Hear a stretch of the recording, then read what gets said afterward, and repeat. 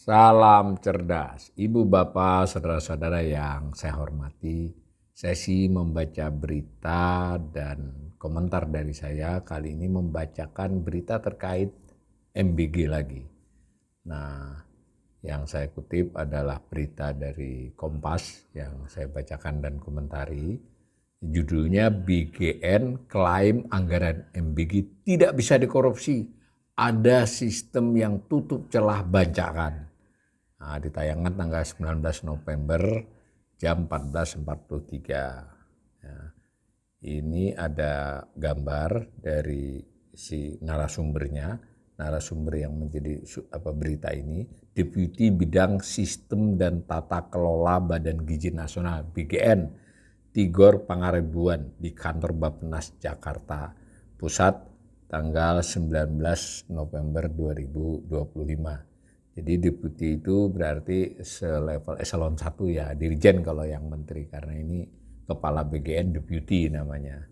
Saya bacakan beritanya. Deputi Bidang Sistem dan Tata Kelola Badan Gizi Nasional BGN, Tigor Pangaribuan menjelaskan sistem pengelolaan anggaran yang dirancang agar dana program makanan bergizi gratis MBG tidak disalahgunakan.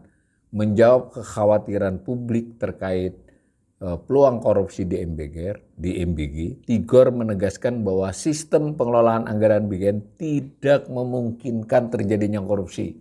Nah, ini ya garis bawahnya ya. Nah, dikutip langsung pernyataannya nih. Apakah BGN ini ajang bancakan korupsi? Oh, nggak bisa, kata Tigor dalam konferensi pers virtual SDGs di kantor Bappenas Jakarta Pusat. Nah, Tigor mengatakan satu dapur Satuan Pelayanan Pemenuhan Gizi SPPG diberikan aliran dana sebesar kurang lebih 440 juta satu kali permintaan untuk 10 hari. Jadi terminnya per 10 hari 440 juta ya menurut berita ini. Namun dana tersebut tidak bisa langsung dicairkan begitu saja, melainkan harus melalui persetujuan kepala SPPG. Yang bisa mengeluarkan uang di situ kami gunakan virtual account. Virtual account-nya itu harus wakil yayasan menuliskan permintaan uangnya dan kepala SPPG meng-approve. Kalau mereka berselisih pendapat maka tidak keluar uangnya.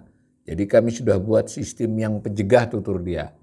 Tigor menekankan bahwa total anggaran MBG yang mencapai 71 triliun rupiah per tahun. Nah, yang tahun 2025 ini ya, tapi ini memang simpang siur, sebenarnya kan katanya ada tambahan meskipun tidak bisa dihabiskan alokasi tambahannya. Nah, tak bacakan lagi ya. Tigor menekankan bahwa total anggaran MBG yang mencapai 71 triliun rupiah per tahun tidak didistribusikan melalui pejabat eselon, tapi langsung turun ke SPPG. Jadi jalurnya langsung ya, tidak lewat birokrasi menurut informasi ini. Jadi tidak ada lagi tuh eselon 1 mempunyai kekuatan atau power untuk bisa melakukan pengadaan-pengadaan besar secara terpusat. Itu tidak bisa, jadi korupsi sudah terjawab, kata dia. Dengan dana yang langsung ke SPPG, Tigor memastikan bahwa praktek-praktek korupsi tidak akan terjadi di lembaganya. Yang uang negara itu langsung ke SPPG, melintasi Bank Himbara. Jadi tidak ada yang mampir ke banknya BGN. Itu menjawab korupsi, mengenai korupsi dengan tata kelola begini katanya. Tapi ya menarik ya pernyataan Tigor Deputi BGN ini. Jadi sangat yakin bahwa ini tidak memungkinkan korupsi. Dari pengalaman, dimanapun dengan birokrasi seperti apapun, tidak hanya perusahaan, tidak hanya pemerintah, swasta pun bisa ya, tentu dengan SOP, dengan sistem, dengan pengawasan yang lebih kuat, itu memang meminimalisir, tapi tidak ada sistem yang sama sekali bisa mencegah itu, apalagi kalau alasannya ini turun ke SPPG langsung ya ke SPPG, tapi kan SPPG nanti harus membayar kan kepada para pihak. Nah, sekalipun sudah dikatakan ini harus disetujui oleh 2 orang yang memiliki wewenang di SPPG itu. Ini kan jadi cukup membingungkan juga ya, apakah yang seperti itu bisa memastikan tidak ada korupsi, tidak ada penyimpangan. Umpama begini saja deh contoh yang paling real. Lah kan duit itu malah langsung ke situ. Memang harus dari duit itu untuk langsung kemudian dibagi begitu saja.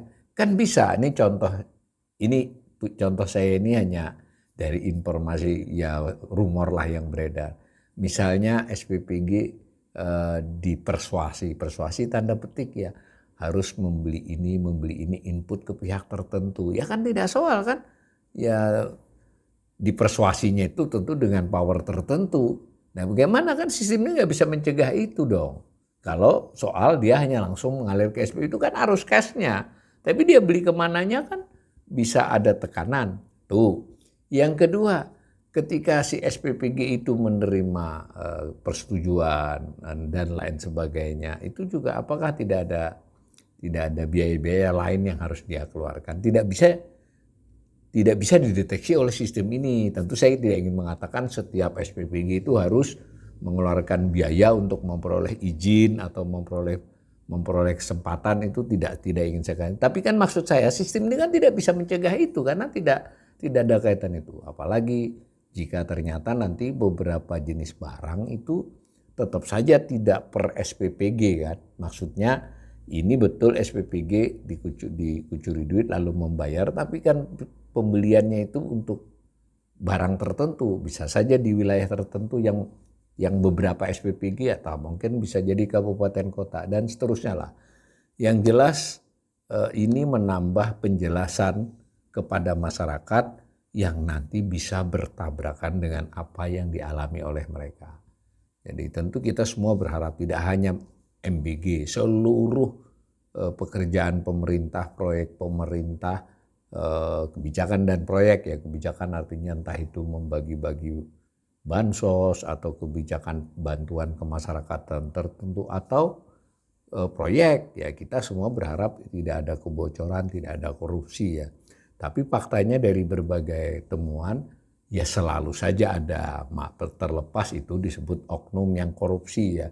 Artinya tidak ada sistem yang menjamin untuk 100% mencegah korupsi, bahwa sistem yang lebih baik, tata cara yang lebih baik, GCG yang lebih rapi, banyak pihak yang ikut mengawasi tentu meminimalisir kemungkinan untuk korupsi tersebut. Dan kita harus mengakui jangankan Indonesia, lembaga-lembaga internasional saja kadang kecolongan ya, atau bank-bank bersifat juga kadang kecolongan. Nah, tetapi tentu semakin baik sistemnya, semakin bagus pelaksanaannya itu meminimalisir. Tapi ini menurut saya jadi berlebihan kan. Dan nanti bagaimana ketika ini menjadi pembicaraan bahwa pokoknya tidak mungkin korupsi di MBG itu. Tapi yang dihadapi oleh masyarakat, baik itu mungkin pelaku usaha di SPPG atau mereka yang mensuplai SPPG, atau nanti ada temuan-temuan lain yang menimbulkan distrust dari masyarakat, itu kan bahaya jadinya. Ya bukan berarti korupsi ditoleransi ya, tapi kan sepanjang korupsi itu tetap lebih bersifat oknum, bisa ditangani, kemudian juga ada upaya terus perbaikan, saya kira ketidakpercayaan masyarakat itu tidak akan bisa berkembang, ya cuma mengeluh atau kritik. Tapi kalau yang begini kan, waduh, serem banget ya. Saya sebagai ekonom, ada pejabat selevel eselon 1, ini sistem kami dirancang tidak mungkin korupsi. Wah, itu pernyataan yang nyaris tidak ada teorinya ya, tidak ada bukti-bukti empirisnya juga. Mudah-mudahan omong besar lah sebut begini, yang seperti ini tidak berlangsung lagi. BGN harus terlalu memperbaiki programnya, memperbaiki pelaksanaannya, dan juga penjelasan-penjelasan kepada masyarakat yang lebih baik agar kita mendapatkan program tidak hanya MBG tapi seluruh program pemerintah itu berjalan sesuai harapan pemerintah, kemudian diperoleh manfaatnya oleh masyarakat dan meningkatkan kepercayaan masyarakat kepada jalannya pemerintahan.